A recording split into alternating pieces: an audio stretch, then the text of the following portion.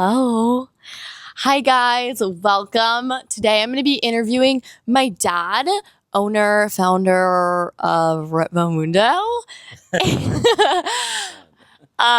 So dad, who. Tell us the who of Ritmo Mundo. Who is Ritmo Mundo? There is no who. I started Ritmo Mundo in 2002 because I got tired of selling other people's watch brands.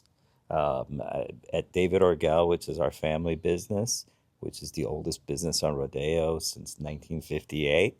That's a family plug. We had sold probably 20 different watch brands, 20 different jewelry brands, plus Lalique, Baccarat, and a lot of luxury items.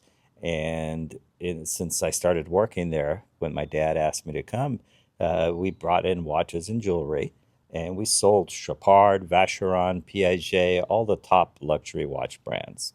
And I started understanding what's going on in the watch industry, and kind of like a student.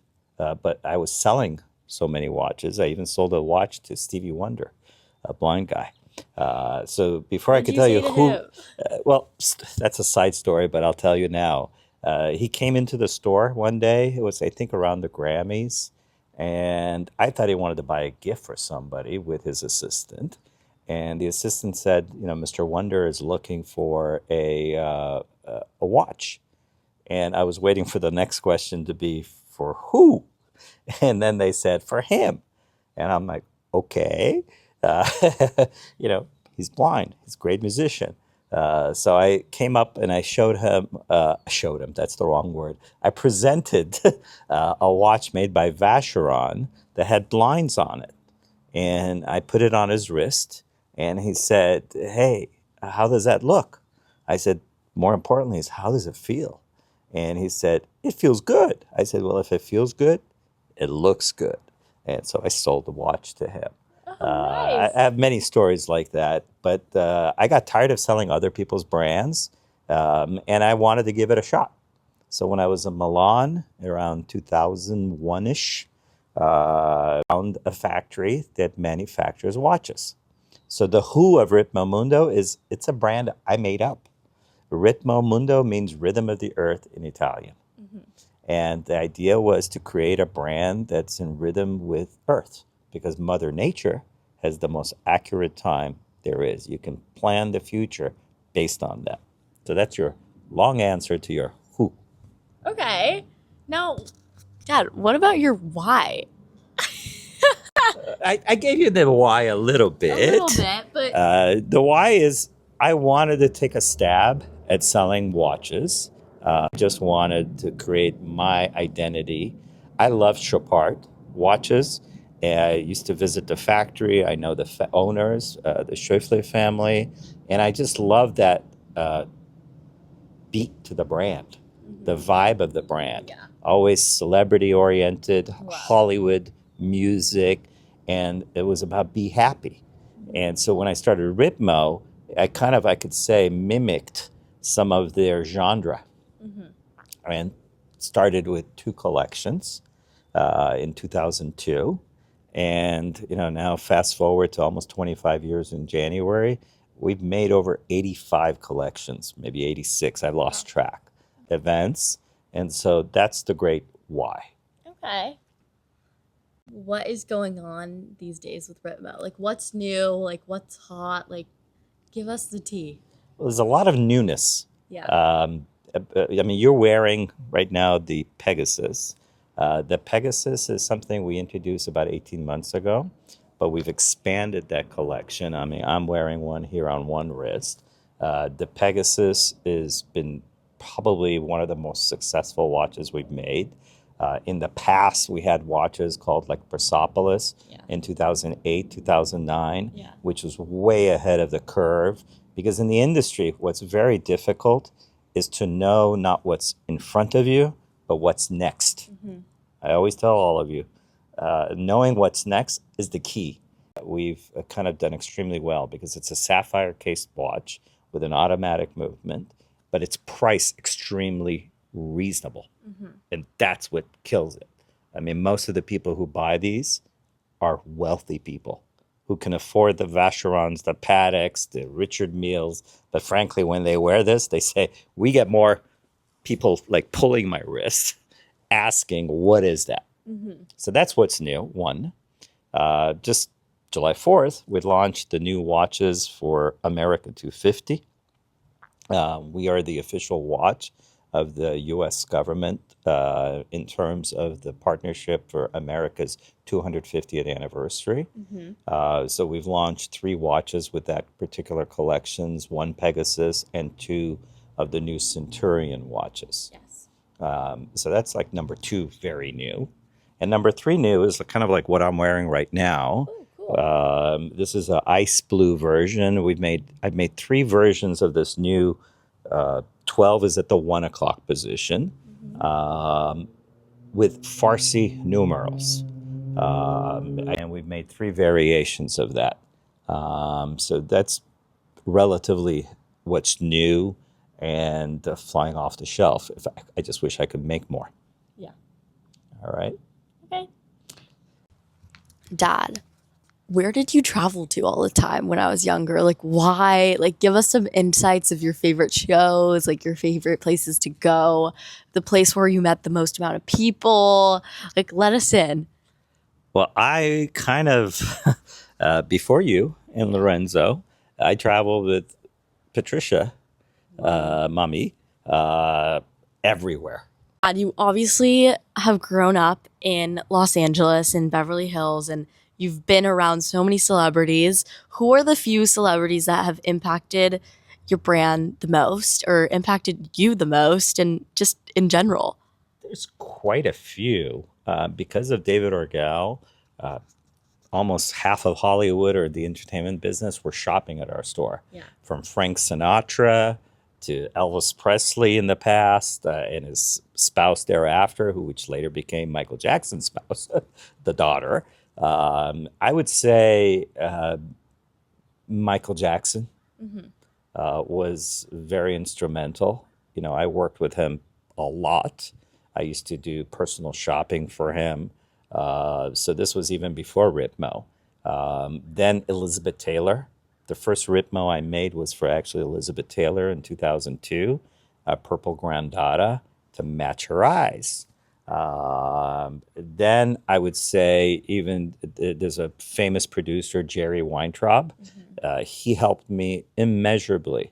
We did all the Ocean's 11, Ocean's 12 watches because of him. I would say Sam Jackson is probably the coolest one of these friends because he's just cool. And so we made a few watches with him, and he's worn our watches in quite a few of his movies. Irvin Magic Johnson. I like basketball, as you know. And so, you know, he's been helpful very much. Mark Wahlberg. I can go on, but they're all, you know, if you treat people with authenticity, they treat you with authenticity. I think the connection I have with a lot of these people is I don't get awed. I don't go like, oh my gosh, it's so and so. I always tell you, like, just be yourself. People don't like that wow, or where people start stuttering and asking for autographs. I never did. I would just treat them like I treat anybody else. And then they in turn would turn around and treat you like they treat their friends because they realize you're just a normal person and they're a normal individual too. So, and, you know, we dealt with, I could say I've dealt with a dozen billionaires whose names I'm not going to share, but, you know, they're out there. They own mega things, but these people like my product. Yeah. And I'm fortunate even if you're not a billionaire because I have a lot of friends who we've made over 25 years globally that I stay in touch. That's why I'm always on social media. Sometimes I'm more than you.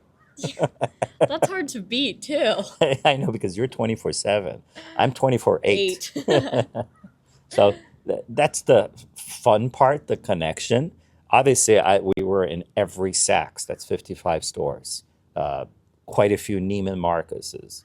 A lot of Bloomingdale's. Every Barney's.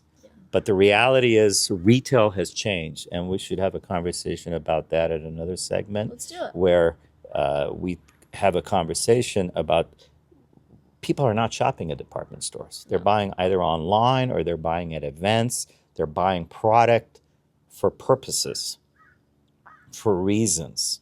I've been lucky. I mean, we're watching the World Cup every day these days. We even went to a couple World Cup games. We went to 3 games, fortunately.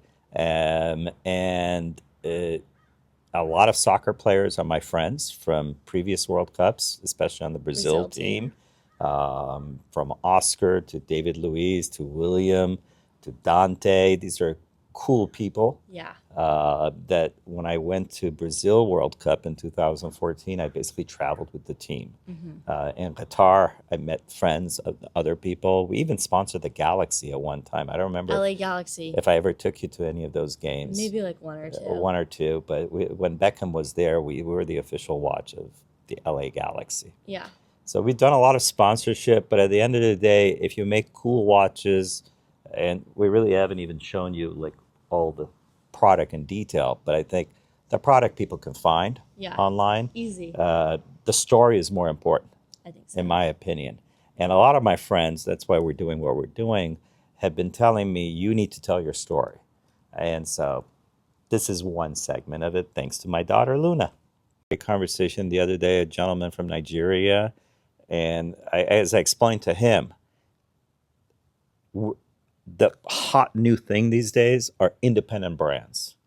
That's Aren't where you like the OG independent brand? that's what he said. He said, "Sir, you're the OG." I'm like, "Yeah, what does that mean?" Okay, I figured it out.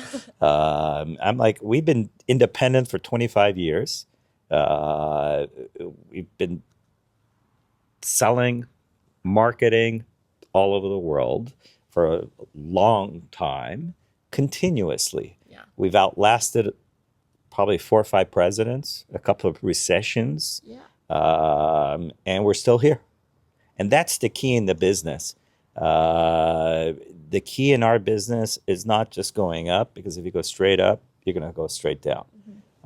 You need to kind of gradually grow, adjust your product base based on what the market bears. A difficult time for many brands was around 2010 to 2015, because that was the advent of the smartwatches. So a lot of people my age said, we don't need a traditional watch, we need a smartwatch. And you could buy a smartwatch for $100 to $400 or $500, or an Apple Watch. What I'd like to see now, and I see it, is a lot of the younger people want nice watches. They're tired of The smartwatch. Because the smartwatch is a very utilitarian, democratic utility. Happens to tell time, but and people your heart rate. And your heart rate and health reasons. But there's millions of those sold, globally, between Apple, Samsung, Fitbit, and all these other ones. So I like it because as I see young people gravitate out of that. They're like, we don't want the old people product. Exactly. So this is fresh. Yeah.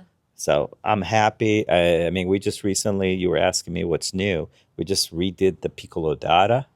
Yes. That you wear all the time. The That's previous my favorite. versions you've made, your brother wears that. So, we've been lucky.